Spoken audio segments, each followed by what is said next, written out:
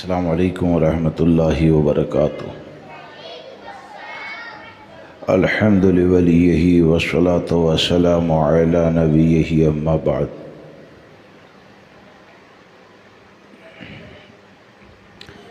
فاعوذ باللہ من الشیطان الرجیم، بسم اللہ الرحمن الرحیم۔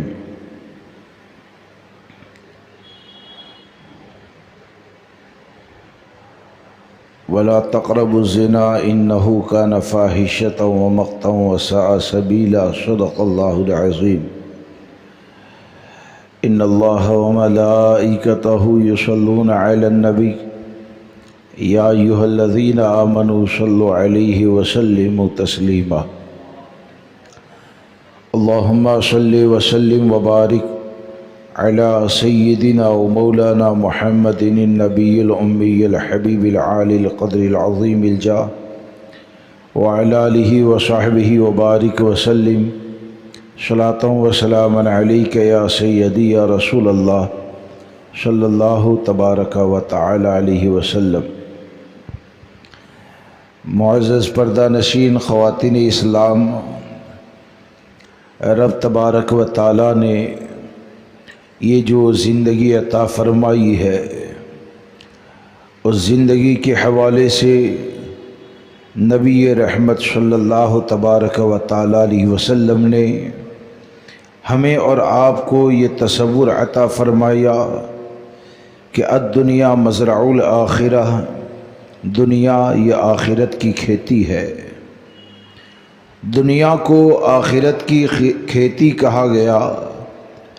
اس سے یہ سمجھ میں آتا ہے کہ ہم اور آپ، ہمارے اور آپ کے لیے اس زندگی کو جو عطا کیا گیا ہے وہ نیک عمل کے لیے عطا کیا گیا ہے۔ جس طرح کہ ایک آدمی زمین کے اندر فصل کو اگاتا ہے، اس کی حفاظت کرتا ہے، اس سے فائدہ حاصل کرتا ہے، اسی طرح یہ دنیا کی جو زندگی ہم کو عطا کی گئی، وہ ہم اور آپ اگر مذہب اسلام پر عمل کرتے ہوئے، نیک عمل کرتے ہوئے اگر دنیا کی زندگی گزاریں گے تو اس کا بدلہ قبر و حشر میں رب تبارک و تعالی ہم کو عطا فرمائے گا۔ لیکن موجودہ جو حالات ہیں، وقت مختصر ہے، دو تین باتیں عرض کرتا ہوں، اس کو سماعت کر لیں کہ یہ جو دنیا کو آخرت کی کھیتی کہا گیا ہے، تو یہ آپ جانتے ہیں کہ کھیتی کے اندر اگر کار آمد چیزوں کو یا اس کے بیج کو ڈالا جاتا ہے، جیسے کہ سبزہ ہے، پھل ہے، آم ہے، تو آدمی اس سے فائدہ حاصل کرتا ہے۔ لیکن یہ کہ اگر زمین کے اندر ببول کے بیج کو ڈالا جائے تو حقیقت یہ ہے کہ ببول کے ذریعے ایک انسان فائدہ نہیں اٹھا سکتا ہے۔ تو دنیا اللہ تبارک و تعالی نے یہ جو زندگی عطا فرمائی ہے، اس زندگی کے اندر جتنی بھی ہم سانس لیتے ہیں، ہم جو بھی رات اور دن کے اندر عمل کرتے ہیں، تو حقیقت یہ ہے کہ ہمارا ہر کام یہ ایک بنیاد کی حیثیت رکھتا ہے، ہمارا ہر عمل یہ بنیاد کی حیثیت رکھتا ہے۔ مثال کے طور پر آپ صبح میں بیدار ہوئے اور بیدار ہونے کے بعد اگر آپ نے فجر کی نماز ادا کر لی، تو یہ فجر کی نماز کو ادا کرنا یہ آپ کا ایسا عمل ہے کہ جو آپ کے لیے قبر میں سکون کا ذریعہ ہے، میدان محشر میں راحت کا ذریعہ ہے۔ اسی طرح اگر آج کوئی شادی شدہ عورت ہے، کوئی لڑکی ہے، کوئی نوجوان ہے، جو بھی ہے، اس کے دل کے اندر خواہشات تو پائی جاتی ہے،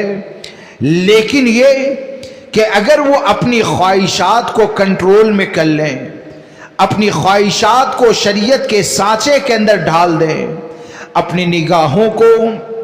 अगर हराम चीज़ों से बचा ले तो अपनी ख्वाहिशात को शरीयत के मुताबिक कर लेना ये हमारे लिए नजात का ज़रिया होता है। लेकिन आज के हालात को आप देखें कि वो रास्ता जिसको शरीयत मुतहरा ने बुराई का रास्ता कहा, वो रास्ता जिसको शरीयत मुतहरा ने हलाकत, तबाही और बर्बादी का रास्ता कहा, उस रास्ते के ऊपर चलने वाले ये हजारों लोग हो गए। मुख्तसर सी लिज्जत के लिए, मुख्तसर से मज़े के लिए आज के वक्त में ना जाने कितने लोग ऐसे हैं जो आँख के ज़िना के अंदर गिरफ्तार है, कितने लोग ऐसे हैं जो ज़िनाकारी के अंदर गिरफ्तार हैं। हालांकि हमको हमारे रब ने जो तालीम दी है, कुरान ने जो हुक्म दिया है, वो चाहे मुसलमान मर्द हो चाहे मुसलमान औरत हो, मुसलमान मर्द के लिए हुक्म दिया कुल लिल मुमिनीन यगुद्दू मिन अबसारिहिम व यहफज़ू फुरूजहुम, कि ए महबूब आप मुसलमान मर्दों को फरमा दीजिए कि वो अपनी निगाहों को कुछ झुकाकर रखे, अपनी शर्मगाह की हिफाजत करें। औरतों को हुक्म दिया कुल लिल मुमिनाति यगुद्दन मिन अबसारिहिन्न व यहफज़न फुरूजहुन्न, कि मुसलमान औरतों को हुक्म दे कि वो अपनी निगाहों को झुकाकर रखें, अपनी शर्मगाह की हिफाजत करें। यानी हमारे रब ने हमको ये ज़िंदगी अता फरमाई, ज़िंदगी गुजारने का सलीका दिया जाता है, ज़िंदगी गुजारने का तरीक़ा दिया जाता है, और वो सलीका ये है कि अल्लाह तबारक व ताला ने ये जो आँखें अता फरमाई है, इन आँखों को हराम चीज़ों को देखने से बचाना है। अल्लाह तबारक व ताला ने ये ख्वाहिशात जो अता फरमाई है, इस ख्वाहिशात को शरीयत मुतहरा के मुताबिक खर्च करना है, शरीयत के ताबे करना है। लेकिन आप देखते होंगे कि आज अगर जवानी आ जाए,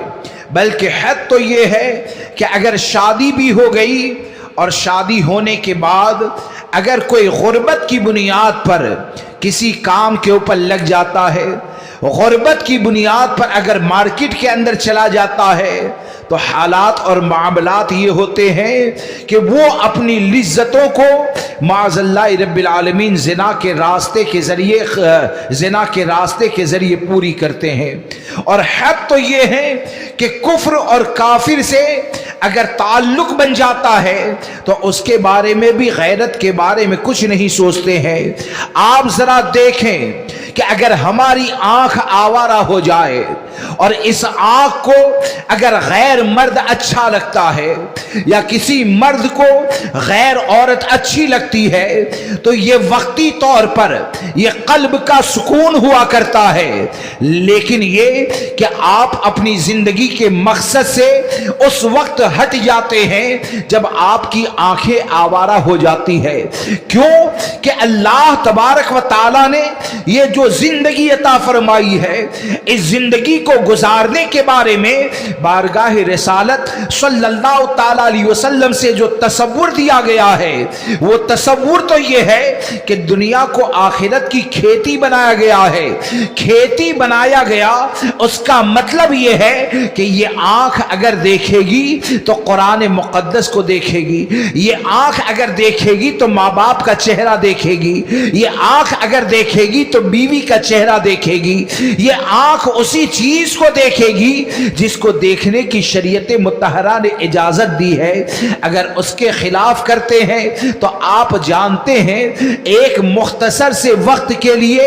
आंखों को जो सुकून मिलता है, दिल को जो सुकून मिलता है, ये आंखें अगर गैर औरतों को और गैर मर्दों को देखने वाली बन जाए तो इन आंखों का अंजाम ये होता है कि जब कल मैदान महशर में उठाया जाएगा, वहां पर सोचो सोचोगे दुनिया के अंदर जिंदगी गुजारी है, चलो अल्लाह तबारक व ताला की बारगाह में जाए, कोई बदला मिल जाए। जब दुनिया में नेक अमल न किया होगा तो ये आंखें वो हो जाएगी कि जिन आंखों में मैदान महशर में आग की सुलाई को फिराया जाएगा। अल्लाह अकबर, सोचे आग के अंदर तिनका चला जाए, तिनके को बर्दाश्त नहीं कर सकते हैं तो अल्लाह के अजाब को कैसे बर्दाश्त कर सकते हैं। अगर इन आंखों को आवारा कर लिया जाए, ये आवारगी इतनी ज्यादा बन जाए कि एक मर्द से आंखों के जरिए अगर ताल्लुक कायम हो गया, और ताल्लुक अगर कायम हो जाता है तो चाहे माल की लालच हो, चाहे गुर्बत को मजबूरी बनाया जाए, चाहे कोई और मामला हो, जब ये आंख इतनी ज्यादा आवारा हो जाए कि ये आंख की आवारगी जब बिस्तर तक ले जाती है, जब जिना तक ले जाती है, जब हरामकारी तक ले जाती है,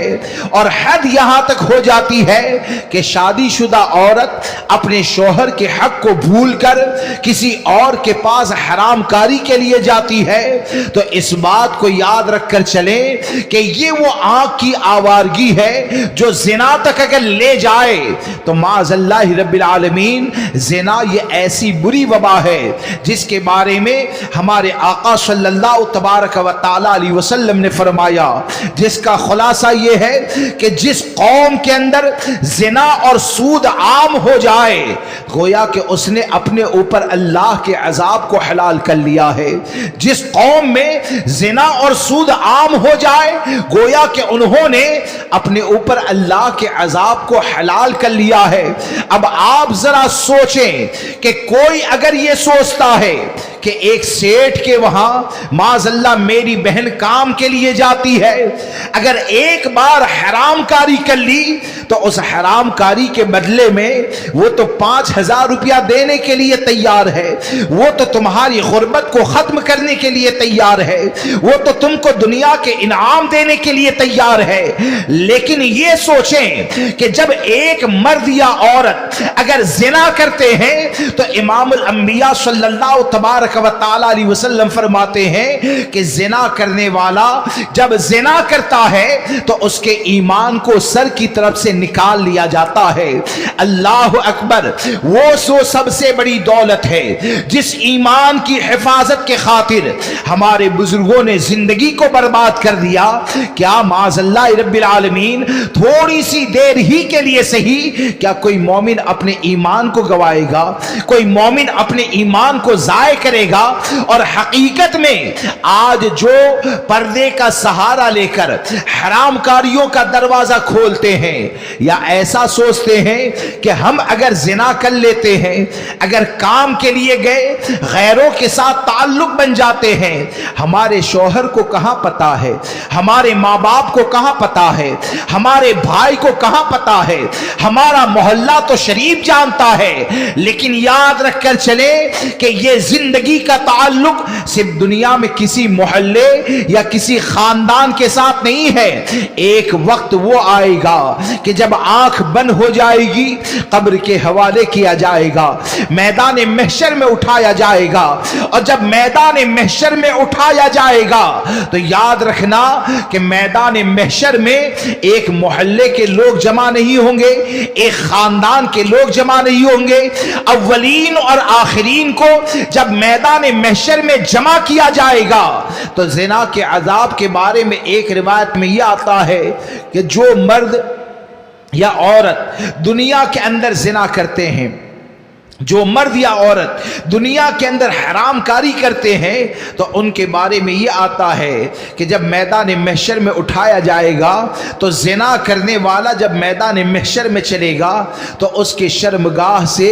ऐसी बदबू आती होगी कि जिसकी बदबू को देखकर मैदान महशर वाले परेशान हो जाएंगे, और मैदान महशर वाले ये जान लेंगे कि ये दुनिया के अंदर जिना करने वाला था, ये दुनिया के अंदर हराम का जारी करने वाला था। तो आप जरा गौर करें कि अल्लाह तबारक व तआला ने हमको इस्लाम की दौलत अता फरमाई है, हमको ईमान की दौलत अता फरमाई है। तो ईमान ये अल्लाह की अता करदा सबसे बड़ी नेमत है। आज लोग ये सोचते हैं कि बहुत से लोग ये गुर्बत की बुनियाद पर बहक जाते हैं। कुछ लोग ये सोचते हैं कि गरीबी की बुनियाद पर गुनाह का दरवाजा खुल गया है। तो मैं आपको एक बात कहना चाहता हूं कि गुर्बत ये कोई ऐब नहीं है। ऐसा नहीं है कि माजी में गुर्बत नहीं पाई जाती थी। आप सहाबाए किराम की जिंदगी को देखेंगे तो आपको सहाबाए किराम की जिंदगी में ऐसे वाकयात नजर आएंगे कि गुर्बत का ऐसा माहौल और गुर्बत का वो आलम पाया जाता था कि मर्द और औरत अगर घर के अंदर रहते हैं तो मर्द मस्जिद में जाकर नमाज अदा करता, बाद में वो लिबास औरत पहनकर अपने घर के अंदर नमाज अदा करती। लेकिन अल्लाह अकबर, उन्होंने हर हाल में शरीयत पर अमल किया, उन्होंने हर हाल में दीन की हिफाजत की। तो इसलिए हमको ये चाहिए कि जिना का वो रास्ता जो हराम कारियों की, जिना का रास्ता जो हराम कारियों की तरफ ले जाने वाला है, उस रास्ते को बंद करने की कोशिश करे। और बंद करने में दोस्तों कुछ मर्द हजरात भी है। तो मैं ये अर्ज कर दूं कि हकीकत ये है कि मर्द हो चाहे औरत हो, इस्लाम का नजरिया जो है उस पर अगर अमल न होगा, उसको अगर आप अपनी जिंदगी के अंदर नहीं उतारेंगे, तो आप मुझे बताइए कि बयान सिर्फ सुनने के बाद क्या होने वाला है। मर्द को अल्लाह तबारक व तआला ने हाकिम बनाया है। मर्द की जिम्मेदारी यह है कि वो रिज़्क़े हलाल को तलाश करे और रिज़्क़े हलाल को तलाश करके अपने बीवी बच्चों पर, अपने माँ बाप पर, ऐज़ व अक़रबा पर, दीन व सुन्नियत के काम के ऊपर खर्च करे। लेकिन ये कि मर्द अगर इतना बेगैरत हो जाए कि एक औरत अगर गैर महरूम के वहां नौकरी के लिए जाती है, अरे हद तो ये है कि अगर किसी काफिर के वहां नौकरी करने के लिए चली जाए तो मर्द कहीं और होता है, हमारी औरत तन्हाई में किसी और मर्द के साथ होती है। आपने कभी सोचा कि नबी अकरम सल्लल्लाहु तबारक व तआला अलैहि वसल्लम ने मर्द और औरत की तन्हाई का जो खतरा है, उस खतरे के हवाले से हमको पहले ही आगाह फरमा दिया। और हमारे आका ने इरशाद फरमाया कि जब एक मर्द और औरत तन्हाई के अंदर जमा होते हैं तो वहां पर तीसरा शैतान होता है। यानी हमारे आका सल्लल्लाहु तबारक व तआला अलैहि वसल्लम ने उम्मत के मर्दों के किरदार की हिफाजत के लिए, उम्मत के औरतों के किरदार की हिफाजत के लिए एक उसूल अता फरमाया। और वो उसूल ये है कि जब मर्द और औरत तन्हाई के अंदर जमा होंगे तो वहां पर तीसरा शैतान होता है। अब आप मुझे बताएं, जो औरतें सुन रही है वो भी गौर करें। अगर शैतान अगरचे हमको नज़र नहीं आता है, लेकिन हम मुसलमान हैं, हमारा ईमान ये है कि हमारे नबी ने फरमा दिया कि तीसरा शैतान होता है, तो हमारा अकीदा ये है कि वो शैतान नज़र आए या ना आए, हम यकीन जाने कि वहां पर तीसरा शैतान हुआ ही करता है। और जब तीसरा शैतान होता है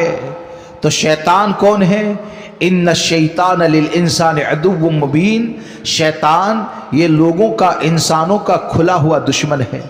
अब जब एक मर्द और औरत चाहे नौकरी की जगह पर हो, चाहे आपका मकान हो, चाहे रेस्टोरेंट हो, चाहे बाग की जगह हो, चाहे दुनिया का कोई भी हिस्सा हो, एक मर्द और औरत जब वहां पर जमा हो जाएंगे और हमारे नबी ने इस खतरे से जब आगाह कर दिया, तो आप मुझे बताएं कि आपकी बीवी अगर किसी गैर मर्द के साथ तन्हाई के अंदर है, आपकी बच्ची कॉलेज में गैर मर्द के साथ है, तो जब वहां पर तीसरा शैतान है तो क्या शैतान गुनाह से बचाएगा या गुनाह की तरफ ले जाएगा? शैतान का काम है हराम काम करवाना, शैतान का काम है गुनाह करवाना। जब वो गुनाह की तरफ ले जाएगा तो हकीकत यही है کہ ہر مسلمان پر لازم یہ ہے کہ بکرا کھانے کے چکر میں، شاندار محل کے چکر میں اپنی آخرت کو برباد نہ کریں، بلکہ اس یقین کے ساتھ جئیں کہ بنگلے میں رہنا یہ ہم پر واجب نہیں ہے، جھونپڑے میں بھی رہے تو ایمان کے ساتھ رہنا یہ ہمارے اوپر فرض ہے، دین کی حفاظت کے ساتھ رہنا یہ ہمارے اوپر فرض ہے۔ اور یقین جانے اگر تمہارا ایمان سلامت رہا، اگر دین سلامت رہا، عقیدہ سلامت رہا، تو جھونپڑے میں بھی مر جاؤ گے تو انشاءاللہ اللہ تبارک و تعالی جنت کا محل عطا فرمائے گا۔ اس لیے ہم اپنی ذمہ داریوں کو سمجھیں۔ اور دوسری بات یہ کہ میں نے آپ کے سامنے عرض کیا کہ نبی اکرم صلی اللہ تبارک و تعالی علیہ وسلم نے یہ جو فرمایا نا، زنا اور سود جس قوم کے اندر عام ہو جائے، گویا کہ انہوں نے اپنے اوپر اللہ کے عذاب کو حلال کر لیا، گویا کہ انہوں نے اپنے اوپر اللہ کے عذاب کو حلال کر لیا۔ آج دیکھیے، حالانکہ سودی جو قرض ہوتا ہے، سود جو ہوتا ہے نا، بیاج، یہ سود کا معاملہ کیسا ہے معلوم ہے؟ سود کو اللہ تبارک و تعالیٰ نے حرام فرما دیا، سود کو نبی اکرم صلی اللہ تبارک و تعالیٰ علیہ وسلم نے حرام فرما دیا۔ اللہ رسول نے جب سود کو حرام فرما دیا تو ایک مسلمان کیسے سوچ سکتا ہے کہ سودی قرض کے ذریعے، گٹ کے ذریعے ہم مالدار بن جائیں گے، ہماری پریشانیاں حل ہو جائے گی؟ ارے سود تو ایسی چیز ہے کہ سود کے بارے میں یہاں تک فرمایا گیا، سود لینے والا، سود دینے والا، اس کے بیچ گواہ بننے والا، سود کو لکھنے والا، یعنی اس کے اندر جتنے بھی معاون اور مددگار ہوتے ہیں سب کے اوپر لعنت فرمائی گئی ہے۔ لعنت یعنی سود دینے والا، سود لینے والا، لکھنے والا، درمیان میں رہنے والا، یہ سب ایسے ہیں کہ جن کے اوپر لعنت فرمائی گئی۔ لعنت کا مطلب کیا ہے؟ ایسے لوگوں کو اللہ تبارک و تعالی اپنی رحمت سے دور کر دیتا ہے، ایسے لوگوں کو بارگاہ خداوندی سے دور کر دیا جاتا ہے۔ اب یہ گٹ کے ذریعے سود کے کاروبار کے اندر جو جاتے ہیں، سود کے معاملات کے اندر گرفتار ہوتے ہیں، وہ صرف اتنا سوچیں کہ اگر سود میں ذرہ برابر بھی بھلائی کا شائبہ بھی ہوتا تو کیا شریعت مطہرہ حرام کرتی؟ جب شریعت نے حرام کر دیا تو یقین کے ساتھ جانتا ہے کہ اس میں کوئی بھلائی نہیں پائی جاتی ہے۔ اور پھر جس بندے کو اللہ کی رحمت سے دور کر دیا جائے تو حقیقت میں معاملہ یہ ہوتا ہے کہ مال کتنا بھی زیادہ جمع ہو جائے، اللہ تبارک و تعالیٰ اسے سکون نہیں عطا فرماتا ہے، اسے اطمینان کی دولت نہیں عطا فرماتا ہے۔ آپ دیکھیں کہ آج سود کے ذریعے یا آپ کے علاقے میں جو گٹ کہا جاتا ہے،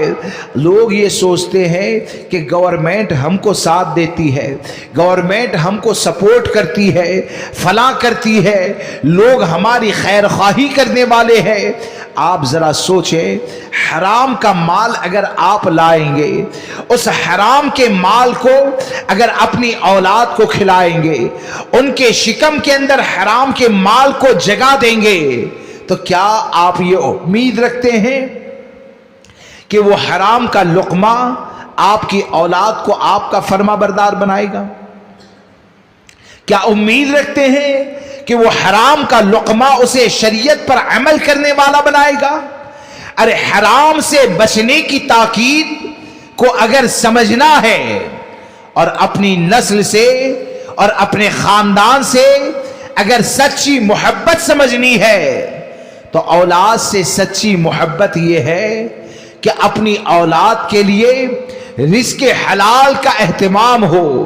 کھانے میں اگرچہ سوکھی روٹی ہو لیکن پورے یقین کے ساتھ پتا ہو کہ اس روٹی کو حلال ذریعے سے حاصل کیا ہے۔ قسم خدا کی اگر حلال ذریعے سے سوکھی روٹی بھی اپنی نسل کو کھلاؤ گے تو وہی سوکھی روٹی کھانا اسے اپنے ماں باپ کا فرما بردار بنا دے گا، وہ سوکھی روٹی کھانا اسے دیندار بنا دے گا۔ کیا آپ نہیں جانتے ہیں کہ کہ ہمارے آقا صلی اللہ تبارک و تعالی علیہ وسلم نے ایک مرتبہ حضرت امام حسن مجتبی نواسہ رسول، یہ ایک مرتبہ بچپن کی حالت میں، آپ چھوٹے تھے تو بچپن کی حالت کے اندر صدقے کی کھجوریں نبی اکرم صلی اللہ تعالی علیہ وسلم کی بارگاہ میں آئی، اور صدقہ یعنی صدقہ واجبہ جو ہے وہ آل رسول کے لیے جائز نہیں ہے، اور سرکار صلی اللہ تعالی علیہ وسلم کے پاس لوگ لاتے تھے، آپ اسے تقسیم فرما دیتے تھے۔ اب اتفاق سے اولاد سے سچی محبت کسے کہا جاتا ہے، اپنے خاندان کی صحیح پرورش کا درد کسے کہا جاتا ہے، اس کو سمجھیے، مرد بھی سمجھے عورتیں بھی سمجھے، کہ آپ دیکھیے کہ حضرت امام حسن مجتبی جب صدقے کی کھجور کو لایا گیا اور وہاں پر رکھا ہوا تھا، حضرت امام حسن ابھی چھوٹے بچے تھے، آپ گھٹنوں کے بل چلتے تھے، تو آپ کو علم نہ ہونے کی وجہ سے بچہ جو ہوتا ہے نہ دیکھتا ہے، منہ کے اندر ڈال دیتا ہے، تو حضرت امام حسن نے صدقے کی ایک کھجور کو اٹھایا اور اٹھا کر اپنے منہ کے اندر ڈالا، منہ کے اندر ڈالا۔ جب نبی اکرم صلی اللہ تبارک و تعالی علیہ وسلم نے دیکھا کہ حسن کے منہ میں کھجور ہے، تو آپ نے اپنی انگلی کو حضرت امام حسن کے منہ میں داخل فرمایا، اس کھجور کو نکالا اور کہا کخ کخ چھی چھی،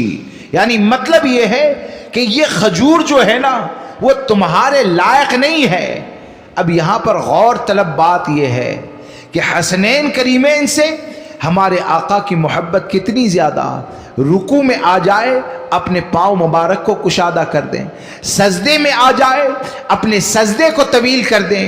حضرت امام حسن اور حسین اگر رونے لگیں تو ان کا رونا امام الانبیاء کو بے چین کر دیں، لیکن یہ کہ جب صدقے کی کھجور کو منہ کے اندر ڈالا تو ہمارے آقا نے یہ نہیں سوچا کہ اگر کھجور کو لے لیا گیا تو میرا حسن رونے لگے گا، بلکہ ہمارے آقا صلی اللہ تعالی علیہ وسلم نے حضرت امام حسن کے منہ سے کھجور کو نکال کر قیامت تک کی امت کو یہ پیغام دیا کہ جو واقعی میں اپنی نسلوں سے محبت کرنے والا ہوتا ہے وہ اپنی نسلوں کے لیے لقمہ حلال کا انتظام کرتا ہے، جو اپنی نسلوں سے سچی محبت کرتا ہے وہ اپنی نسلوں کے لیے رزق حلال کا اہتمام کرتا ہے۔ لہذا دوستو، سودی کاروبار سے، سودی لین دین سے اپنے آپ کو بچائیے، اپنی نسلوں کو بچائیے، اور یقین جانیں کہ غریب ہونا یہ کوئی عیب نہیں ہے۔ سیدہ فاطمہ الزہرا رضی اللہ تبارک و تعالی عنہا نے کیا غربت کے اندر اپنی زندگی کو نہیں گزارا ہے؟ اس کے علاوہ بے شمار اولیاء کرام ہے جنہوں نے اپنی زندگی کو غربت کے اندر گزارا ہے، لیکن یہ کہ غربت میں زندگی گزار کر انہوں نے کبھی دین کو نہیں چھوڑا بلکہ شریعت مطہرہ پر عمل کیا۔ اور اسی لیے ہمارے بزرگوں نے فرمایا کہ آج کے دور میں اگر حق پر قائم رہنا ہے، آج کے وقت میں ہر حال میں اگر دیندار بن کر اپنی زندگی گزارنا ہے تو ہم اپنے لیے، یعنی اپنے لیے، اپنی اولاد کے لیے، رزق حلال کے لیے کوشش تو کریں، لیکن کوشش کرنے کے ساتھ ساتھ ہم اپنے گھر والوں کو مختصر دنیا کے اوپر راضی ہونے کا درس دیں، مختصر دنیا کے راضی ہونے کا درس دیں، ورنہ یاد رکھ کر چلیں کہ دنیا کی خواہشات یہ تو اتنی زیادہ ہے کہ آپ کتنی بھی زیادہ تمنا کر لو، دنیا کی چیزوں سے ہمارا پیٹ نہیں بھرنے والا ہے۔ آج اصل میں ایک آدمی اگر غریب ہو جائے تو غربت کی بنیاد پر وہ ناشکری کرتا ہے، اگر مالدار بن جائے تو فضول خرچی کرتا ہے۔ ہمارے آقا صلی اللہ تبارک و تعالی علیہ وسلم نے صبر و شکر کے لیے کتنا پیارا طریقہ عطا فرمایا کہ نبی اکرم صلی اللہ تبارک و تعالی علیہ وسلم نے فرمایا، حدیث پاک کا خلاصہ کیا آپ ارشاد فرماتے ہیں کہ اللہ کی بارگاہ میں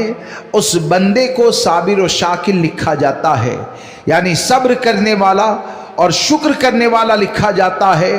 جو دین کے معاملے میں اپنے سے بہتر کو دیکھے اور دنیا کے معاملے میں اپنے سے کمتر کو دیکھے۔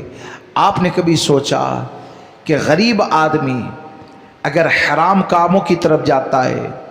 غریب آدمی اگر مال کو لے کر زنا کی طرف جاتا ہے، غریب آدمی اگر غربت کی بنیاد پر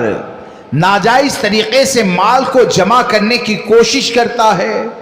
تو اس کی وجہ کیا ہے پتہ ہے؟ غریب کی نظر ہمیشہ محل کے اوپر رہتی ہے۔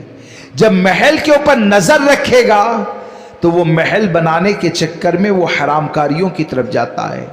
اور ہمارے آقا نے ہم کو یہ تعلیم دی کہ دین کے معاملے میں اپنے سے بہتر کو دیکھو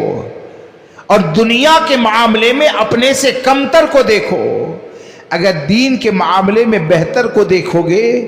تو یہ اتنا پاکیزہ نظام ہے کہ اگر 5 وقت کی نماز کو ادا کر لو گے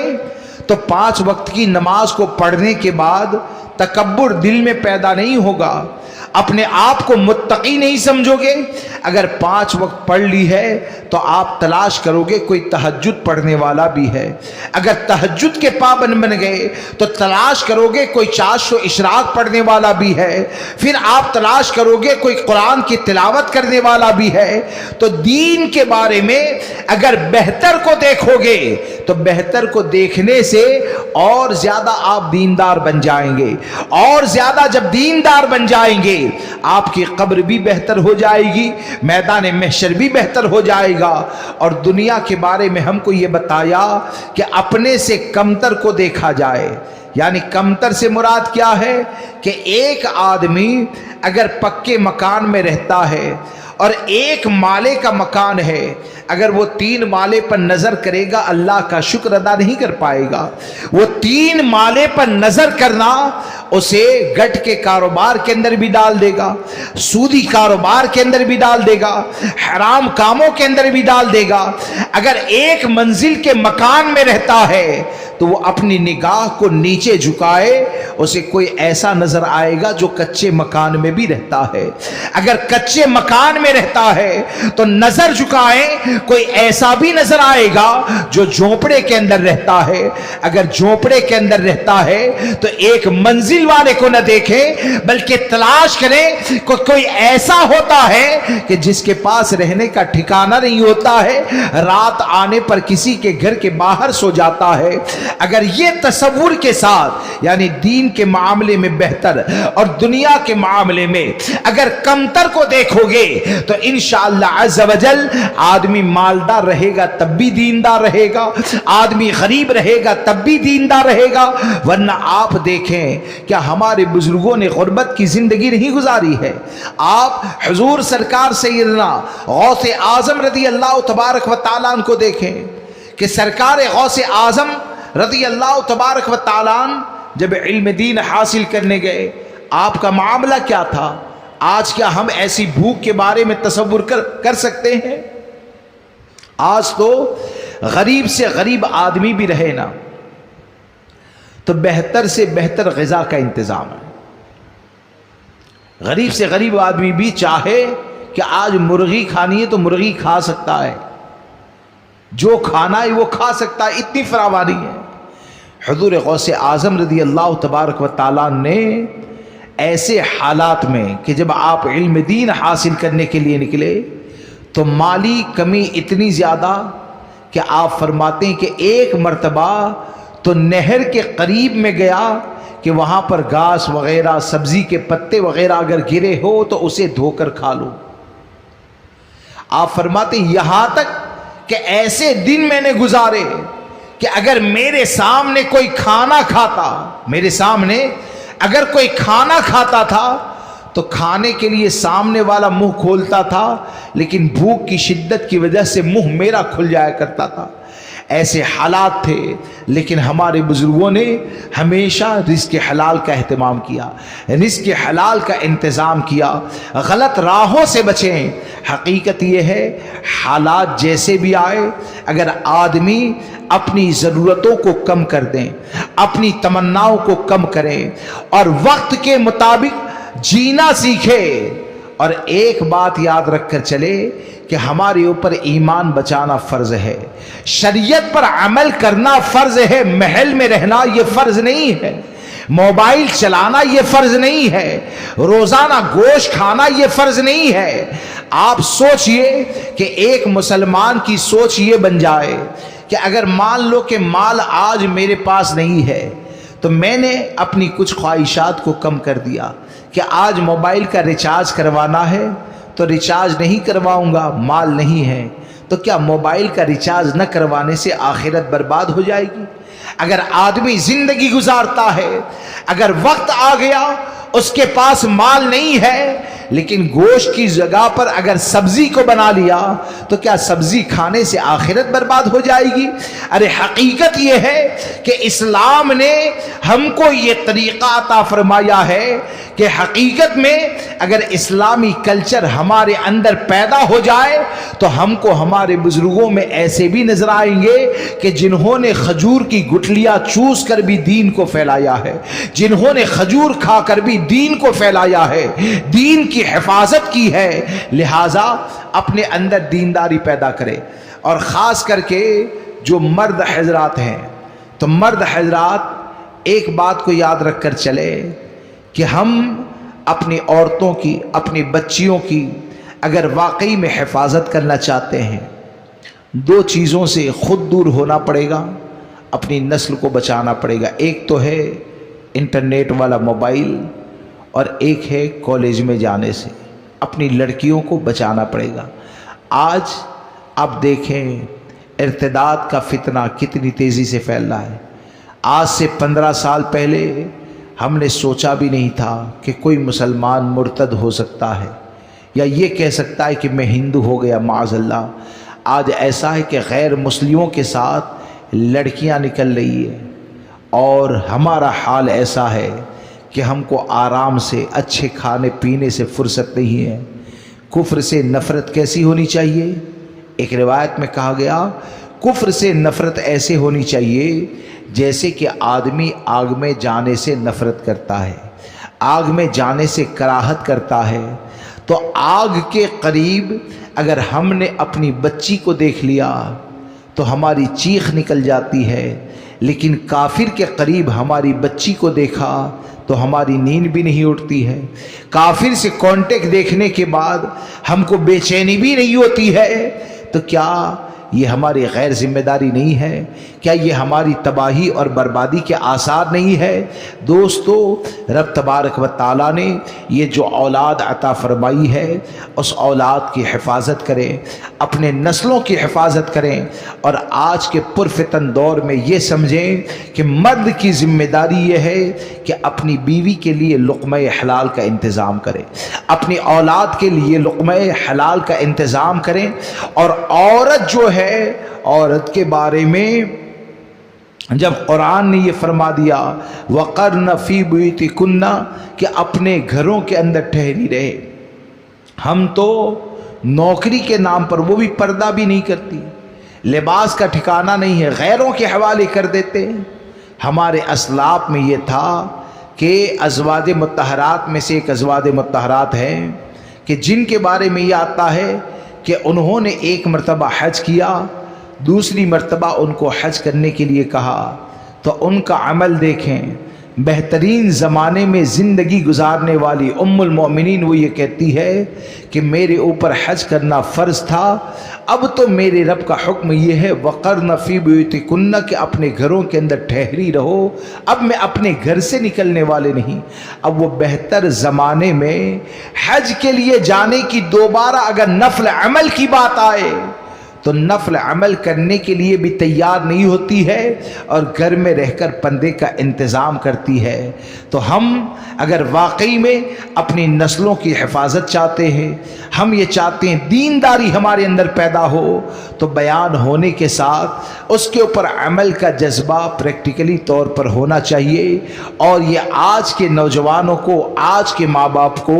یہ ذمہ داری ادا کرنی چاہیے، ورنہ یاد رکھ کر چلیں ماں باپ سے ان کی اولاد کے بارے میں سوال ہوگا، بھائی سے اس کی ذمہ داری کے بارے میں سوال ہوگا، شوہر سے اس کی ذمہ داری کے بارے میں سوال ہوگا۔ یہ کتنا بڑا معاملہ ہے کہ عورتیں بے پردہ غیروں کے ساتھ بیٹھ جائے اور مرد کو 5,000 روپے کی آمدنی نظر آتی ہے، 10,000 کی آمدنی نظر آتی ہے۔ ہمارے آقا صلی اللہ تبارک و تعالی علیہ وسلم نے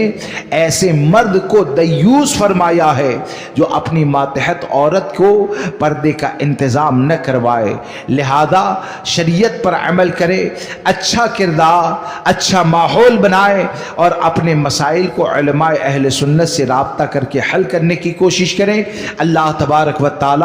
ہمیں ہمارے قیامت تک آنے والی نسلوں کو اہل سنت و جماعت پر استقامت عطا فرمائے، اسی پر موت نصیب فرمائے۔ بالخصوص ہماری جو بچیاں ہیں ان کو اللہ تبارک و تعالی سیدہ طیبہ طاہرہ سیدہ فاطمۃ الزہرا رضی اللہ تبارک و تعالی عنہا کی سچی کنیزہ بنائے، اور ہماری بچیوں کو سیدہ کے کردار مبارکہ پر عمل کرنے کی توفیق عطا فرمائے، اور مرد حضرات کو اپنے گھریلو ذمہ داریاں ادا کرنے کی توفیق عطا فرمائے۔ بولنے میں جانے انجانے اگر مجھ سے کوئی غلطی ہو گئی ہو، آپ سب کو گواہ بنا کر توبہ کرتا ہوں۔ استغفر اللہ ربی من کل ذنب واتوب الیہ، لا الہ الا اللہ محمد رسول اللہ صلی اللہ تعالی علیہ وسلم۔ السلام علیکم ورحمۃ اللہ۔ اللہم صلی علی سیدنا و مولانا محمد معدن الجود والکرم وآلہ واصحابہ وبارک وسلم صلاۃ وسلام علیک یا سیدی یا رسول اللہ صلی اللہ تبارک و تعالی علیہ وسلم۔ بسم اللہ الرحمن الرحیم۔ اللہم ربنا آتینا فی الدنیا حسنۃ وفی الآخرۃ حسنۃ وقینا عذاب النار۔ اللہم رب ارحمہما کما ربیانی صغیرا۔ ربنا لا تجعلنا فتنة للقوم الظالمين ونجينا برحمتك من القوم الكافرين۔ یا اللہ یا رحمان یا رحیم، دل ہمارا کن مستقیم بحق ایاک نعبد و ایاک نستعین۔ یا الہ العالمین، آج کی اس محفل کو جو تیری عطا کردہ توفیق سے انعقاد ہوا اسے تیری بارگاہ میں شرف قبولیت عطا فرما۔ یا الہ العالمین، جتنے بھی حاضرین ہیں سب کو کہنے سننے سے زیادہ عمل کی توفیق عطا فرما۔ یا الہ العالمین، نیکیوں کی محبت پیدا فرما، گناہوں سے نفرت عطا فرما۔ یا الہ العالمین، رزق حرام، لقمہ حرام سے ہماری نسلوں کی حفاظت فرما۔ اے الہ العالمین، اس علاقے کے تمام سنی مرد و عورت کے رزق حلال میں برکتیں عطا فرما۔ یا اللہ، تمام سنیوں کو آسان رزق حلال عطا فرما، محتاجی اور فقیری سے حفاظت فرما، لوگوں کے سامنے ہاتھ پھیلانے سے ہماری نسلوں کی حفاظت فرما۔ بالخصوص ہماری بچیوں کو کافروں کے کفر، مشرکوں کے شرک، گستاخوں کی گستاخی، بد مذہبوں کی بد مذہبی سے حفاظت فرما۔ یا الہ العالمین، جو لڑکیاں رشتوں کی تلاش میں ہیں ان سب کو اہل سنت و جماعت میں بہتر سے بہتر رشتے عطا فرما۔ یا الہ العالمین، ہمیں ہماری قیامت تک آنے والی نسلوں کو اہل سنت و جماعت پر، جسے آپ پہچان کے لیے مسلک اعلیٰ حضرت کہا جاتا ہے، اسی پر قائم رکھ، اسی پر موت نصیب فرما۔ وصلی اللہ تبارک و تعالی علی خیر خلقہ وقاسم رزقہ سیدنا و مولانا محمد وآلہ وصحبہ اجمعین برحمتک۔